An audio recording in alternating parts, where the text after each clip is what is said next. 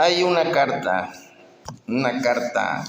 a mí mismo, una carta que en realidad ojalá en algún tiempo las corrientes de esfuerzos diferentes volteen a ver esta escritura, ¿no? Es una escritura que se le pueda nombrar basada en una ley de correspondencia.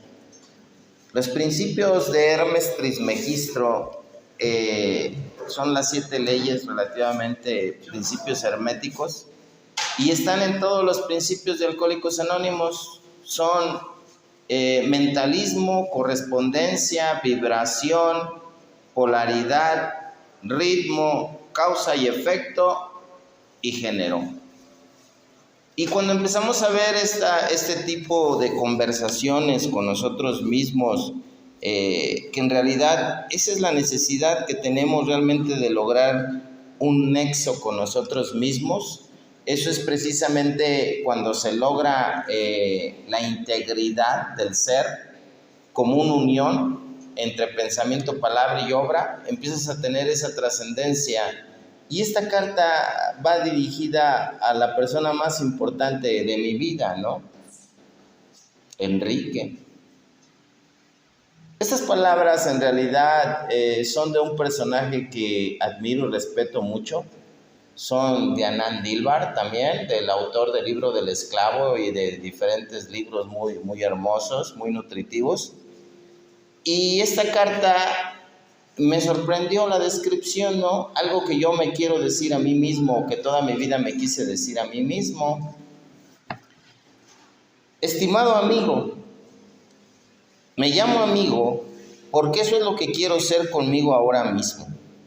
Por mucho tiempo yo fui mi peor enemigo. De hecho, fui mi único enemigo. Fui yo el que permitió que el miedo dominara mi vida. Fui yo el que se aferró a las penas del pasado para llenar mi presente de sufrimiento. Era mi propia voz la que escuchaba en mi cabeza y me convencía de no merecer lo bueno y que me hacía sentir menos que los demás. Fui yo mismo el que me llené de inseguridades, dudas, de celos y de resentimientos. Fui yo mismo el que me juzgué y me critiqué en todo lo que hacía. Yo mismo afecté mi salud y mi bienestar y fui yo mismo el responsable de los problemas en mi vida. En mí estaba la solución y en mí estaban todas las respuestas. Fui yo mismo el acusado, el juez y el verdugo de mi propia vida. Yo mismo dicté las sentencias y yo mismo me impuse castigos y sin embargo, hoy me perdono todo, porque me doy cuenta que siempre hice lo mejor que pude. Comprendí que fue un ser sensible y vulnerable, y como yo son todos los seres humanos, y que las experiencias de la vida moldearon mi personalidad. Hoy rechazo la culpa que siento por mis errores, ya que nada ayuda y nada soluciona. Aprendí tarde que era yo capaz de cambiar mi vida a pesar de mis heridas y de las situaciones que me rodearon. Tarde comprendí que era yo mi propio dueño, que mis pensamientos moldearon mi existencia, que no era un esclavo de las circunstancias y que en mí estaba el poder de mejorar, de cambiar y de vivir en armonía. Puedo ver ahora que mi vida fue maravillosa a pesar de las pérdidas y heridas que todos compartimos. Agradezco la oportunidad que tuve de ver, de oír, de sentir, de saborear, la oportunidad de compartir con otros mi vida y la oportunidad de amar a mis semejantes. Hoy me deshago de viejos resentimientos hacia otros y hacia mí. Hoy rompo las cadenas con las que yo mismo me até. Hoy me libero de mi miedo y de la culpa. Hoy me perdono todos mis errores. Hoy admito que nadie tiene control sobre mis pensamientos. Hoy admito que nadie tiene control sobre mis sentimientos. Hoy me libero de todas mis heridas. Hoy es un buen día para vivir. Me quiero, me admiro y me respeto. Atentamente, la persona más importante de mi vida, Enrique. ¿Qué palabras pueden salir de de otro ser humano, ¿no? Que tengamos esa conexión de almas y que empezamos a ver que en realidad el término de la palabra dicto significa no dicho. Cuando una persona encuentra en otra persona palabras que quisiera decir, es algo gratificante, es algo que vale la pena la búsqueda. Decía el doctor Carl Gustav Jung en una conversación con su propia alma, y él decía una frase muy hermosa: estoy cansado, alma mía, demasiado duro mi andar en la búsqueda de ti fuera de mí. ¿Y cómo buscas a tu alma fuera de ti? En el alma de los demás. Te empiezas a perder porque crees que lo que hacen las demás personas tú lo debes de hacer, ¿no? Y desde niño tienes ese introyecto, te dan un cierto tipo de educación, el cual nunca vas a ser quien eres. Desde que naces, no vas a ser quien eres. Te van a decir quién eres y qué vas a hacer, inclusive, ¿no? Te dictaminan una religión, te dictaminan una creencia, te dictaminan un modo de vida, ¿no? Te empiezan a decir desde niño que vas a ir a la escuela y que vas a aprender. Te empiezan a enseñar que vas a trabajar posiblemente en lo que trabaja tu papá y no te gusta lo que hace tu papá. Tristemente muchas veces pasa eso. Y a veces empiezas a ver que nunca eres quien quieres ser. Dice un síntoma del despertar espiritual que para poder lograr quién eres, primero tienes que olvidar quién te dijeron que eres. Y allí es donde te pierdes, ¿no? Por eso la literatura nos dice que estamos perdidos, así lo dice, temerosos y sin ningún objetivo. Se llama neurosis. Perdido, temeroso y sin ningún objetivo. Dice el viejo doctor Jung, en el tema del miedo, del libro de lo mejor de Bill, que una persona que llega a la edad de los 30 o 40 años, o 45, es que puede ser la madurez, varía según él, pero obvio, en ese entonces, ya ahorita logran la madurez a muy temprana edad, la mayoría de las generaciones que están llegando.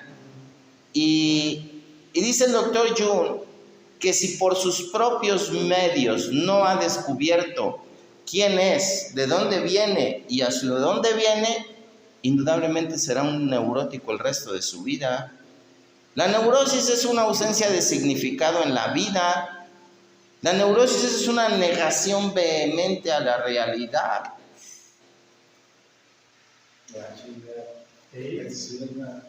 La neurosis es una negación vehemente de la realidad. La neurosis es el sustituto del sufrimiento legítimo.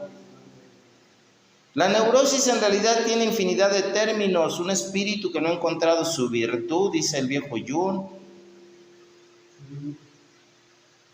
¿Por qué hay personas que no hemos encontrado una virtud? Algo que nos guste ser. Empezar a entender un poco el tema que nos dice hoy, día tras día, la reflexión del día. Esta parte viene en el 6º capítulo, una acción en acción. Y dice el viejo Pir: hemos entrado al mundo del espíritu, así lo dice. Pero ¿has entrado al mundo del espíritu? ¿O sigues en el mundo de lo material? ¿O estás entrando y saliendo al mundo del espíritu y no te has dado cuenta? Se llama indecisión. Dice el viejo William James que nadie puede vivir dos vidas. Para vivir una vida tienes que dejar otra vida. Y se refiere a la material y se refiere al espiritual. Pero esto hay que tener madurez emocional para percibir que no se refiere a que renuncies a lo material. No, simplemente que cuando tengas la capacidad de estar en lo material, te enfoques en lo material. Y cuando estás en lo espiritual, te enfoques en lo espiritual. ¿Cómo se describe eso, padrino? Eso es un despierto. Un despierto es el que tiene la facultad de estar en lo que está, en el momento en el que está, con quien está y dónde está. Y eso créanme lo que muy pocas personas lo pueden hacer, ¿no? Por eso cuando dicen los coordinadores que problemas y otras cosas han quedado afuera, para que te concentres en lo que estás. Pero no entendemos la profundidad del enunciado, Cuando nos ponemos a escuchar minuciosamente las instrucciones que nos da el coordinador, nos está diciendo de los principales enemigos a vencer: malos pensamientos. Nos habla precisamente de los complejos, de lo que nombramos cuando la persona tiene esa negación que tiene un prejuicio, perdón. Nos habla de que estamos libres de prejuicios. De hecho, el compañero Alfonso siempre dice perjuicios, nunca puede decir prejuicios, y cada que coordina le digo, no son perjuicios, son prejuicios, pero también son perjuicios, o sea, cuando perjudicamos a los demás, pero en realidad la palabra es prejuicio. Pero ¿qué es un prejuicio? ¿Por qué tanta importancia que el coordinador nos orienta a estar libres de prejuicios? ¿Qué significa un prejuicio, padrino?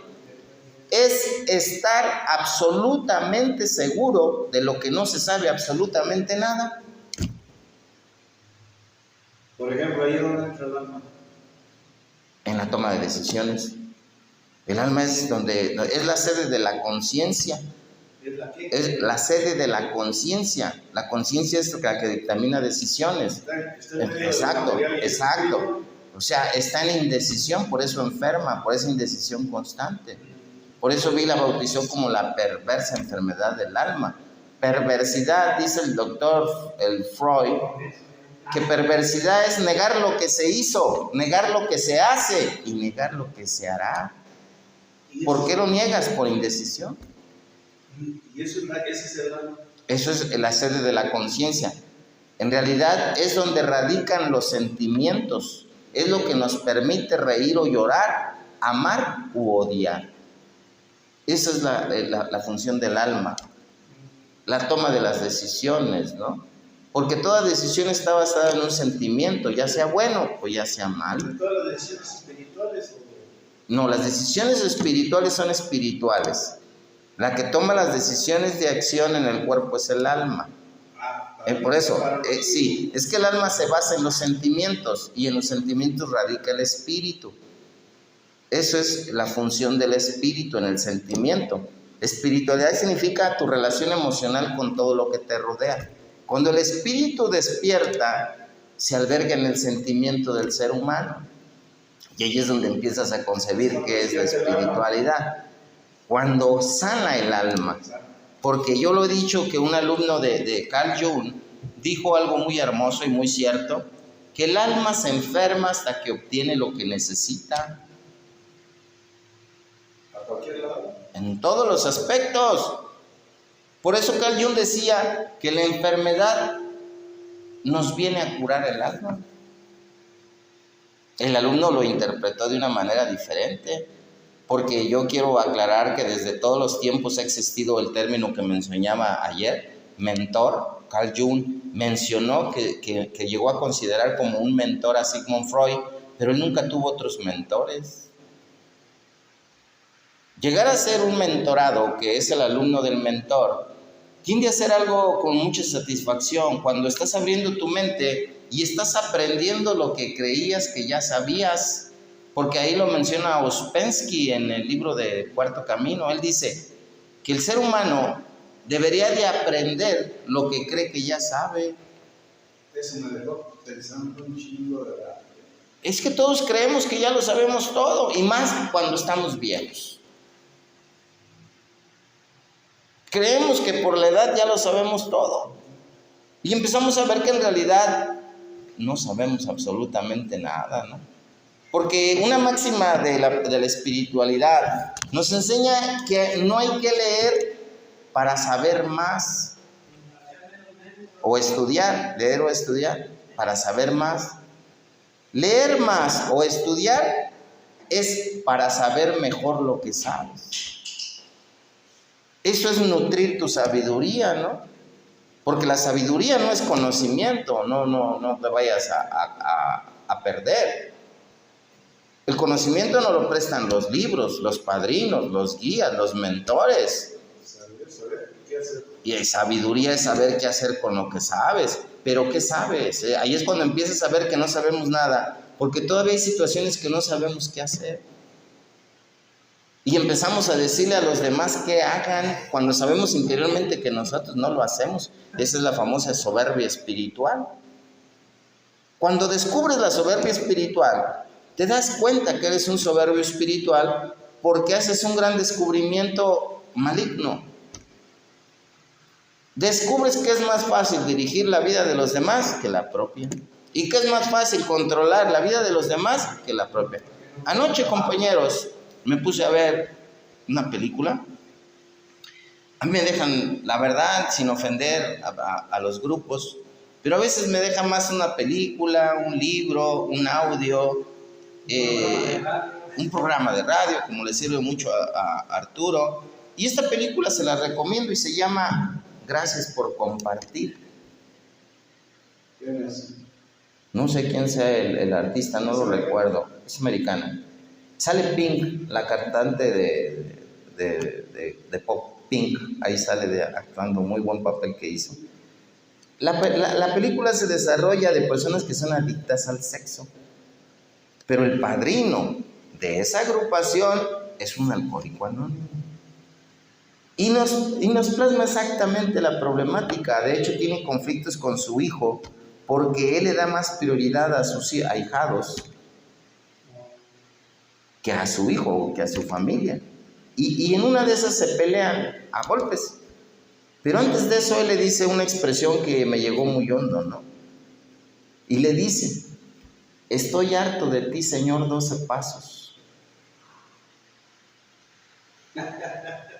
Que les dices a todos lo que tienen que hacer, pero yo te conozco y yo sé que tú nunca has sido así ni eres así. Así le dice el hijo. Así nos deberían decir. Así nos dice, no te preocupes. Así nos dice. Así nos dice. La gente nunca va a creer que una persona se transformó. Porque ellos dicen: ahí está, no que cambiaste. No, es que yo no cambié. Yo desperté. Tuve una transformación interna, no externa. Yo sigo siendo el mismo, ¿no? Pero dicen por ahí una máxima del concepto espiritual de Alcohólicos Anónimos. Los alcohólicos anónimos ya no andamos en busca de una prueba de que Dios existe. Nosotros somos una prueba de que Dios existe. Y comprender eso, pues, es muy amplio, ¿no? Hay un gran personaje que admiro y respeto mucho, Carl Sagan. Carl Sagan era una persona que trabajó inclusive en la NASA, un científico muy respetado a nivel mundial. Y él decía una expresión muy llegadora. Él decía: la ausencia de evidencia no es evidencia de ausencia. Y ese es el sufrimiento, ¿no? Que nosotros queremos que todo el mundo se dé cuenta que ya no somos lo mismos. Pero no, eso es imposible, eso es algo interno. Y el ser humano solo cree en lo externo, en lo interno nunca cree. El ser humano no puede creer, ni va a creer nunca en un Dios que no tenga comportamiento humano. Todos los dioses que han existido, el ser humano los ha diseñado con comportamiento humano. Vanidosos, ¿no? De que los tienen que alabar, como cuando eran los sacrificios, o como les daban danzas y que hacían ofrendas, y que eso es un Dios egoísta y vanidoso. Por eso Anand Dilwar dice en el libro del esclavo una expresión que dice: deja de alabarme, me harta que me alaben. ¿Qué clase de Dios ególatra crees que soy? Dice, no, ese no es Spinoza, ese es otro del esclavo. ¿Qué clase de Dios ególatra crees que soy que necesito que me alaben? Porque Dios, el concepto de Dios, pues es que Él no necesita nada, ni te pide nada, ni depende de nada, ni espera nada, ni te exige nada, ni te obliga a nada, Ni te dice nada. ni te dice nada. Pero el ser humano no, ese no es Dios. Porque el objetivo también, que a lo mejor, madre, me va a hacer falta, pero dice José Velasco, no le hace mano. Dios no te ama.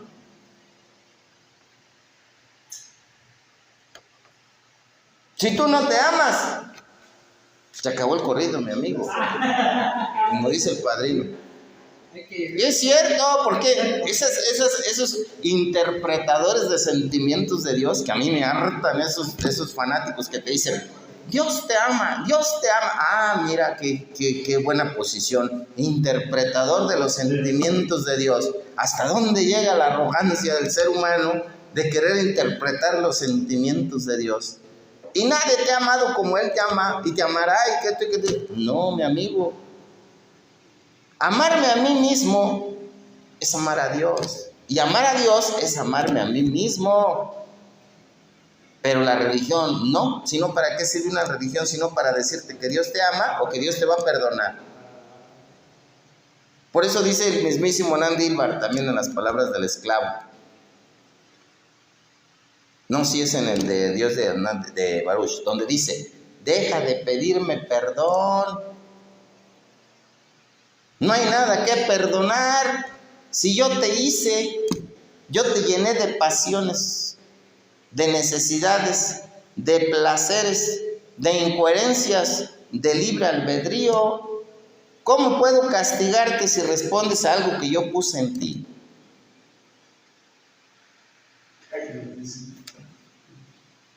Y dice más fuerte, ¿crees tú que yo haría un lugar para quemar a todos mis hijos que se portan mal por el resto de la eternidad?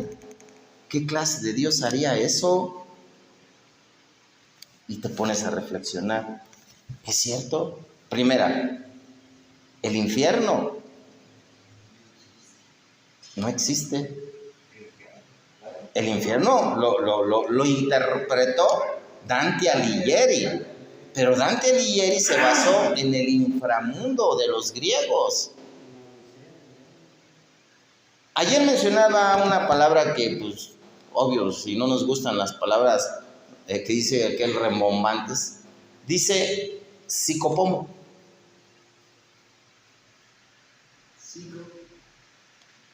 Psicopompo. Psicopompo. Pompo. Psicopompo. Significa el guía o la esencia divina que será tu guía para llevarte al inframundo, al cielo o al paraíso.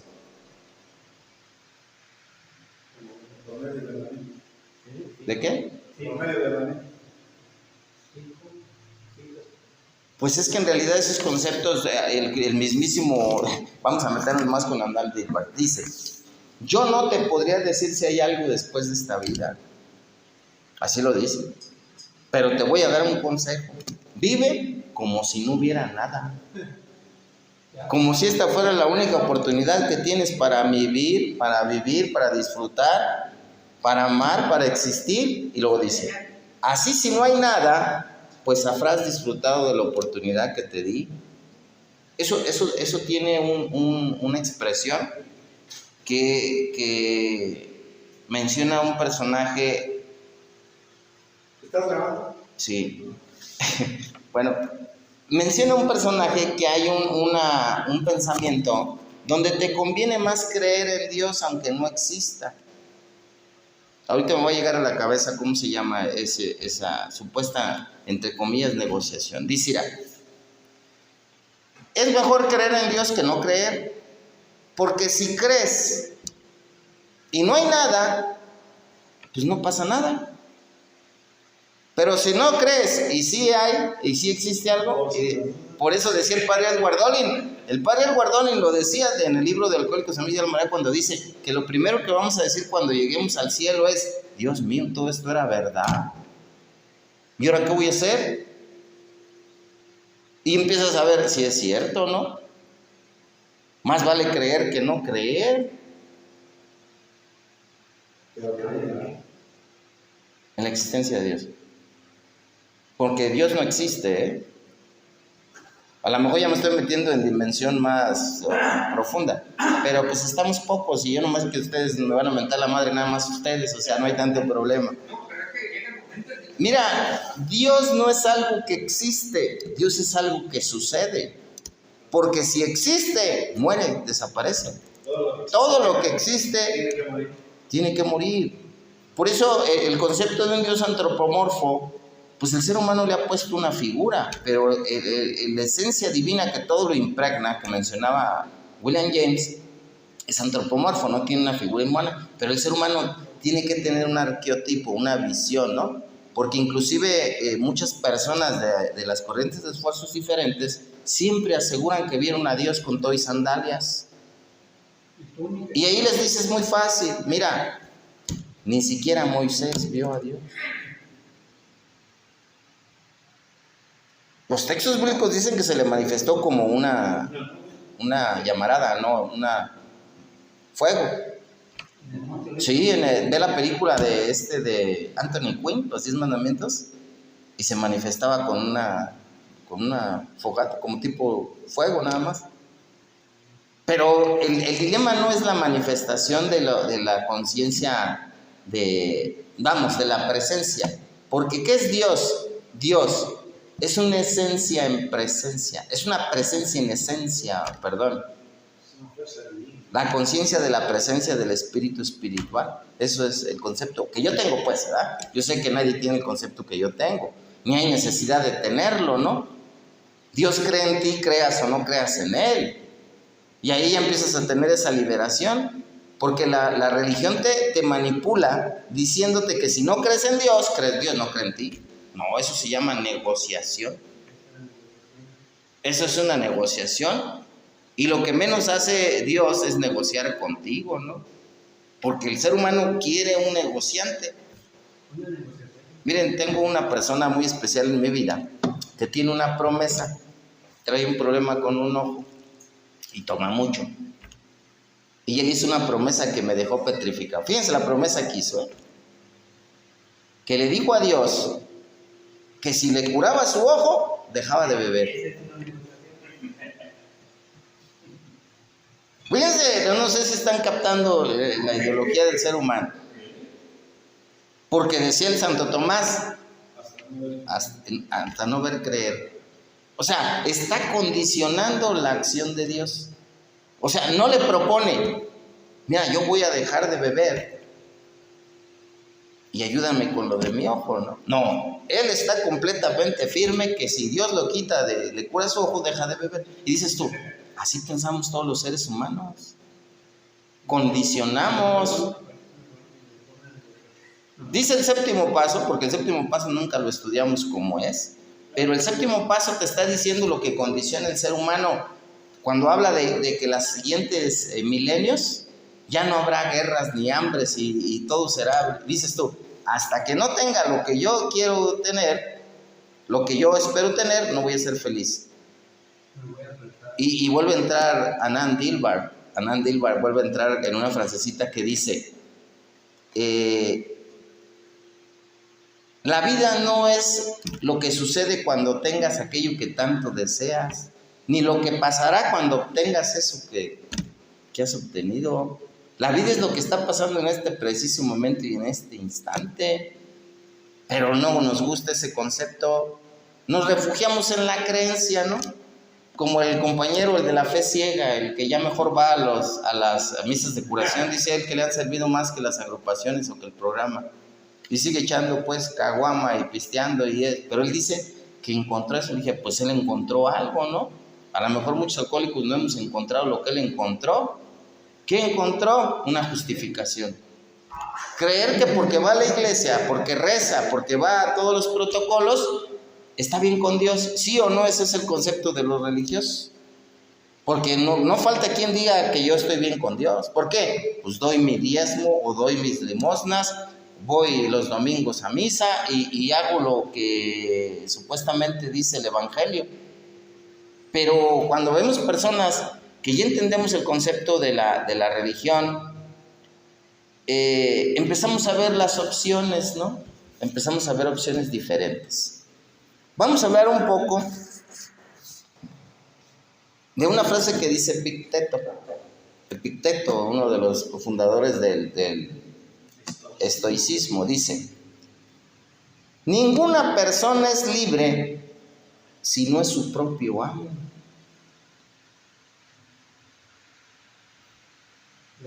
interpretación. Ninguna persona es libre si no es su propio Dios. ¿Sí? Sí, porque el Dios que nos están imponiendo nosotros, los demás, no es nuestro. Y el mismo Cantón lo dice. Si tú buscas a Dios en las demás personas, nunca encontrarás el propio, porque estás buscando al Dios de las demás personas, no el propio. Tú quieres que las demás personas tengan buenos pensamientos, sentimientos y acciones, ¿no? Que sean humildes, como dicen los alcohólicos. Yo no sé por qué esa palabra nunca nos van a orientar el significado real. No existe ni va a existir un humilde en Alcohólicos Anónimos, compañeros. Nunca va a existir. ¿Qué es un humilde? El que no le pide humildad a los demás. Así de simple se puede especificar eso, ¿no? Da bastante que desear, obvio, ¿no? No va a faltar el clásico fanático religioso, pero pues es mi religión. Mi religión es muy parecida a la que tenía Benjamin Franklin, que decía que cuando hagas el bien, siéntete bien, y cuando hagas el mal, siéntete mal. Esa es la verdadera religión que deberemos seguir los seres humanos, ¿no? Es la intuición, se va a manejar la intuición. ¿Qué es la intuición? Es eso que no sabes por qué lo sabes, pero sabes que lo sabes. Eso es lo que viene a ser la intuición, la voz de Dios. El autocontrol es la fuerza, el pensamiento correcto es dominio y la calma es poder. Ahí va otra vez. El autocontrol es la gran fuerza que puede obtener el ser humano. El autocontrol es la fuerza espiritual, para que mejor me explico. ¿No es la fuerza física? No, estamos mal. El autocontrol es interno y es más fuerte que la fuerza física. Porque la fuerza física inclusive te va a servir para dañar más en un momento de ira. Y el autocontrol es el que debemos de buscar, esa fuerza interna. El pensamiento correcto es dominio, es templanza, es control. Es lo que los estoicos te sugieren desde el inicio. El estoicismo es la moderación, el control y la templanza de todos los deseos y placeres del ser humano. Control. Que comas lo justo, lo necesario, lo básico. Pero que no tragues como puerco, cabrón. Y todo lo demás, ¿no? En general, ya sabemos que los pecados que nos enseñan los alcohólicos con el tiempo, pues nomás los mencionamos, pero no los ramificamos. ¿Ustedes saben por qué se llama pecado capital? Porque es el principal, de ahí se emanan todos los demás pecados, ¿no? Orgullo, avaricia, ira, lujuria, gula, envidia y pereza. Y empezamos a ver qué tanto trabajamos con esos instintos desbocados. Dice por ahí el cuarto paso que los instintos desbocados se resisten a ser analizados, y lo mencionaba el doctor Sigmund Freud. Decía Sigmund Freud que no existe un poder humano que pueda detener un instinto desbocado. Bueno, sí existe, ¿no? Si alguien te ha desbocado y le das un balazo, tú tienes el instinto, y es un poder relativamente humano. No, pero estamos en el ámbito, pues, de lo normal, ¿no? El estoicismo puede servirte de antídoto al sufrimiento y al caos de tu vida. El 11º capítulo originalmente decía ese antídoto a las preocupaciones, ese bálsamo a las tristezas, esa copa que da júbilo y fantástica alegría, así lo decía, lo tocábamos el alcohol con esa tonalidad. El estoicismo nos enseña que todo lo que sucede es justo y debemos aceptarlo con serenidad. ¿Saben cómo se llama eso en las grandes filosofías de los griegos? Se llama amor fati. Así lo conocían. Esos son como lo que tenemos nosotros como axiomas.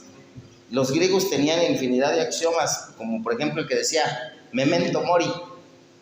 Memento mori, amor fati y carpe diem significa, memento mori, recuerda que vas a morir. Amor fati es ama tu destino. Y carpe diem es aprovecha el presente y disfruta el presente, aprovecha y disfruta el presente.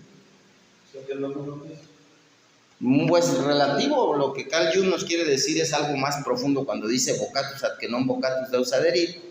Eso quiere decir llamado o no llamado, Dios estará presente, pero la traducción real es invocado o no invocado. O sea, que quieras o no quieras. Ahí está, no es que tú decidas. Por eso el séptimo paso, fíjense cómo si enlazamos todas las filosofías originales de los griegos y de todas las filosofías egipcias o sumerios o todos los que me puedan decir ustedes, aparecen en los 36 principios. Dice el séptimo paso, no tenemos un Dios mediocre que solo actúa cuando nosotros lo pedimos.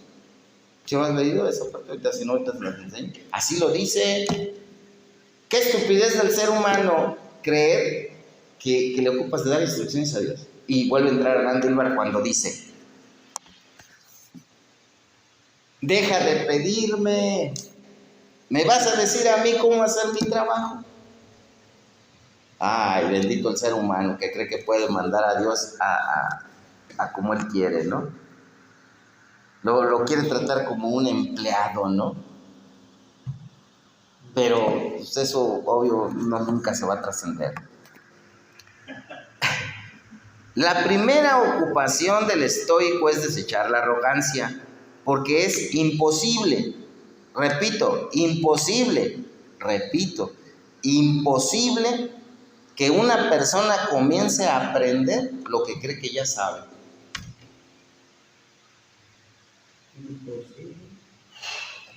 Es como un carpintero que ya tiene mucho en eso. Y alguien le dice, no, hoy vas a empezar a aprender. No, pues. Así sucede con los padrinitos de Alcohólicos Anónimos, ¿no? Sin ofender a ningún presente, eso sí. ¿Es cierto? En una ocasión me pasó algo muy hermoso, porque son manifestaciones de Dios. Un alcohólico que tenía 38 años, me acuerdo. Y creo que fue en Puebla, en donde hacen donde trabajan, no la hacen. No, allá trabaja mucho el Onix. El Onix. En Puebla. ¿Cholula? No. ¿Tehuacán? No, ahorita me acuerdo. Y esa persona, después de una charla, me dijo que se podía platicar al día siguiente. Tenía otra charla en otro grupo y fue a buscar. Y me dijo unas palabras muy hermosas. Me dijo que la noche anterior había descubierto que no sabía absolutamente nada del programa de Alcohólicos Anónimos y que era una verdad lo que yo había dicho en ese aspecto. Porque los estoicos dicen una expresión: cuando sientas que todo termina, es cuando apenas va a empezar. Cuando sientes que ya terminó el conocimiento, es cuando va a empezar el conocimiento, ¿no? Cabe aclarar que esto que voy a decir no es igualdad. No es igualdad, porque los mismos estoicos, Sócrates decía que el peor error del ser humano es querer meter igualdad donde no la hay. ¿Cómo se manifiesta eso, padrino?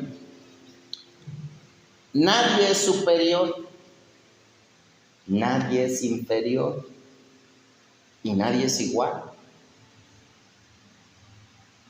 Hasta los gemelos son diferentes.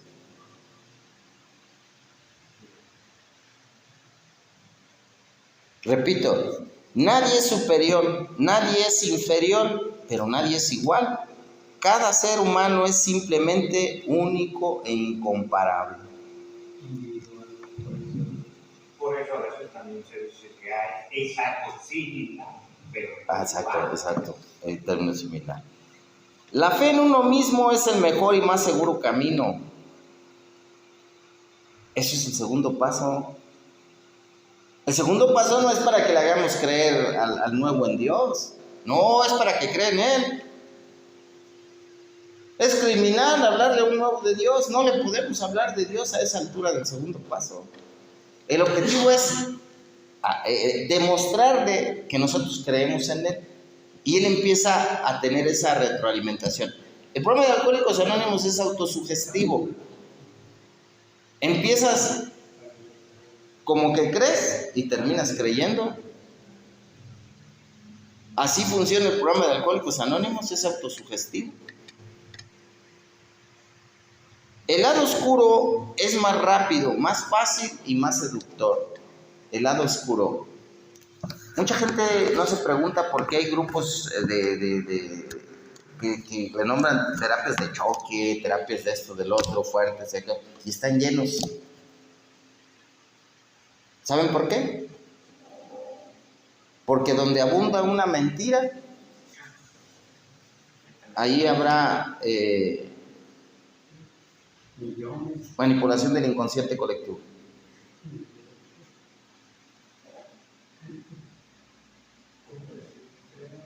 Así se puede manifestar exactamente el por qué hay ciertos grupos que no es meramente que sean virtuosos, porque un grupo que está relativamente siempre lleno, pues no está rindiendo frutos, ¿no? Se supone que tenemos que darles esa liberación, porque Alcohólicos Anónimos no es condena, es liberación, ¿no? El error del anciano es que pretende enjuiciar el hoy con el criterio del ayer, el pleito. No podemos enseñar el programa como les enseñaron a ellos. Terapia de la intimidación, ¿no? El miedo. El que se desvía al principio espiritual se enferma y muere. Y había gente tan pendeja que sí creía que se iba a morir físicamente. Que sí se morían relativamente físicamente, una parte del alma. Pero no conocían eso.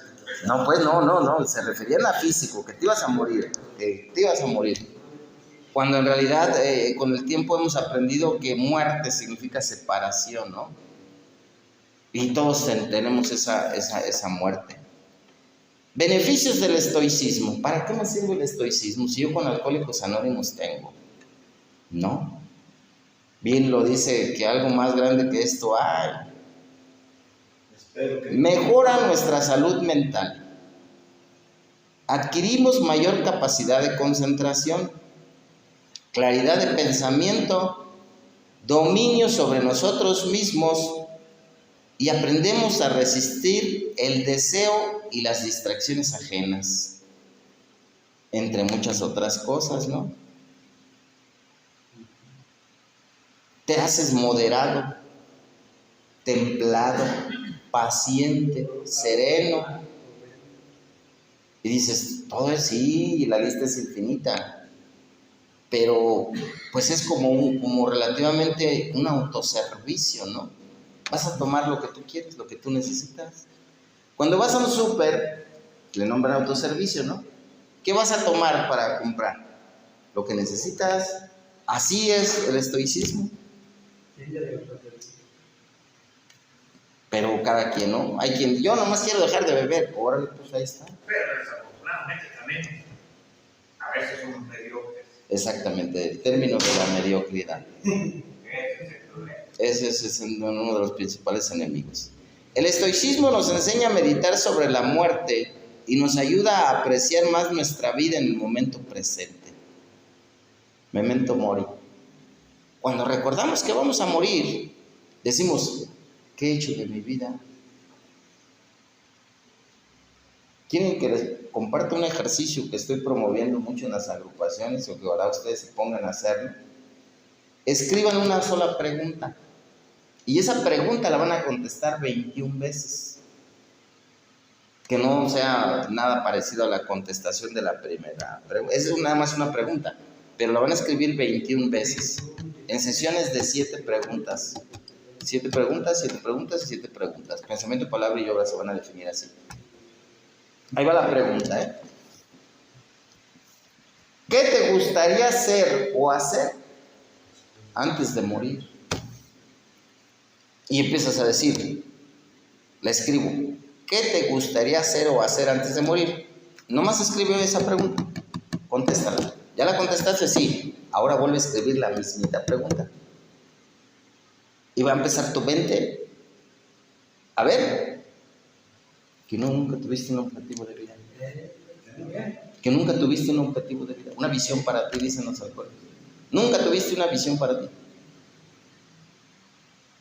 Y el padre de familia a veces se pierde en el concepto de tener una visión para sus hijos. Ahorita saludé a tu hijo allá, me lo encontré allá afuera. Aquí anda, un gordito. Alguien que piensa en la muerte no tendrá tiempo de malgastar su tiempo en trivialidades. El problema del ser humano es que cree que tiene tiempo, decía Buda. Pero a veces nos prestamos a cada conversación con cada persona que dices tú, estoy matando el tiempo y esto es criminal, ¿no? Pudiendo ponerme a hacer algo más productivo hacia mí y hacia los demás. El estoicismo nos recuerda que no debemos temer a la muerte, debemos temer el no haber vivido con virtud y con miedo, y sin miedo, perdón. Dice una de las máximas espirituales, vive como quien sabe que va a morir un día y muere como quien supo vivir bien. ¿Tienen idea de que alguien que diga en el lapso, en el momento del interruptor de la muerte, así lo mencionaba Hitler descubrió, sus científicos descubrieron el interruptor de la muerte que sí existe, que en realidad uno toma la decisión de morir, muchas veces es una microfracción de segundo donde le huyes tanto al dolor que el interruptor de la muerte se activa. Pero te imaginas que vas a morir y dices, viví bien, supe vivir bien. Hasta el vidrio dijo, ¿verdad? No mames, sí es imposible, pero yo quiero pues imaginar, ¿no? Acuérdense que los alcohólicos estamos dañados de la parte de la imaginación. Memento Mori es un recordatorio para la vida. Saber que vamos a morir es el mayor incentivo para comenzar a vivir. Ahí va otra vez, ¿eh? Saber que vamos a morir es el mayor incentivo para comenzar a vivir. ¿Qué sucede cuando tienes una enfermedad? Vamos por ahí, que yo padecí el COVID. Yo me recargué mucho en el Memento Mori, pero tenía toda la ilusión, como típico de los alcohólicos, ideas cortas. Tenemos toda la intención, tenemos toda la decisión, pero no hay acción. ¿Ya cuánto hace de la pandemia? Fíjate, es un número que no tengo que reservar. Y yo digo, ¿qué cambió de mi vida? Muchas cosas de mi vida han cambiado, muchas no. Es cierto. Pero, ¿qué tanto he hecho esa remembranza del Memento Mori? Memento Mori es la práctica de contemplar tu propia mortalidad. Es el recordatorio de que un día morirás. El estoico tiene sus raíces en el griego, que significa resuelto.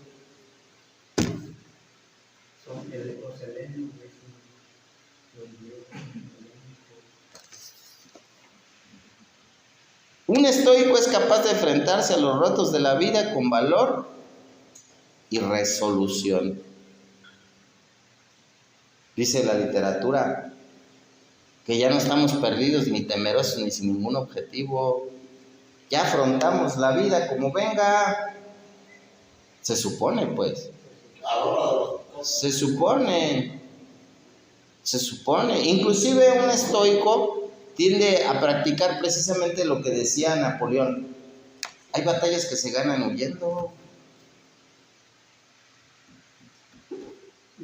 Eso es declararte impotente. El mismísimo doctor Carl Jung, para que lo sepan de dónde salió el inicio del primer paso, el mismísimo doctor Carl Jung se lo dijo a Roland Hazard, le dijo, me declaro impotente ante tu adicción. Todos mis conocimientos científicos son impotentes ante tu adicción. Es cierto, porque hay personas que no necesitan terapia, necesitan gasolina y un cerillo y por eso. Sí, hay que declararnos también impotentes ante ciertas personas, ¿no? Porque dice la literatura, no te metas en discusiones inútiles. Es como querer darle la medicina a un muerto. Es cierto, hay personas que me van a enseñar estos malditos borrachos asquerosos, hombre. Así tenemos esa mentalidad la mayoría. El estoicismo se practica día a día. El estoico aprende de sus errores y trata de no volver a cometerlos en el futuro. ¿Cómo se llama su padrino? Experiencia vivida. Viviste la experiencia, porque no es la vivencia. Tuviste la vivencia, pero ya la convertiste en experiencia. ¿Para qué la repites si ya sabes lo que va a pasar? Es como querer ver la película de Pepe el Toro, dice por ahí. La ves la película y quieres que Pepe el Toro no sea inocente y que el torito no se queme, pues no va a pasar. No va a pasar. El estoicismo es esfuerzo, disciplina y aprendizaje constante de los errores, y es la capacidad de superación y mejora continua. Aquí es lo que dice el viejo Bill. Este no es un asunto para resolver de la noche a la mañana. Esta es una tarea para toda la vida. Sí, pero ¿a qué horas empezaste la tarea? ¿La estás empezando? Hay que no las hemos empezado todavía. O sea, ¿qué es venir a un grupo realmente, no? Ahí les va, ¿qué es el objetivo de venir a un grupo? Una mente abierta y receptiva es la clave para el crecimiento espiritual y la transformación personal. Mente abierta y receptiva no es solo escuchar, también es leer, también es ver, también es sentir, ¿no? ¿Quieres aprender? Siente. Esa es la clave. Si no sientes, no aprendes. Nunca vas a aprender.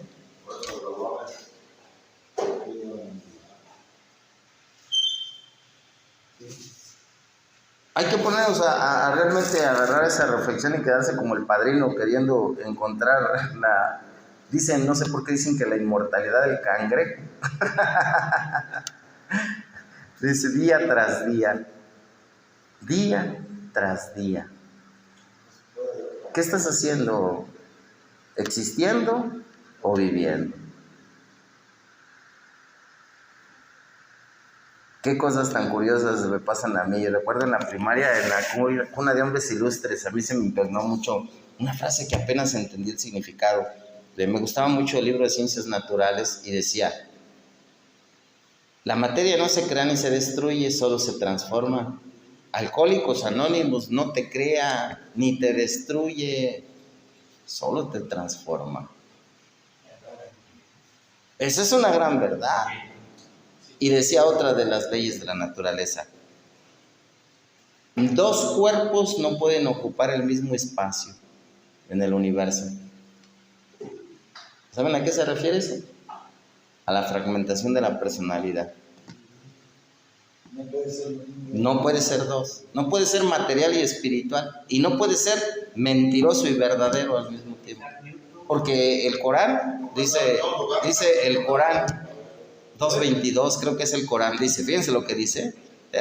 No leen los 12 pasos, van a leer el Corán, ¿verdad? Yo también a veces yo ya estoy en caso desahuciado de loco.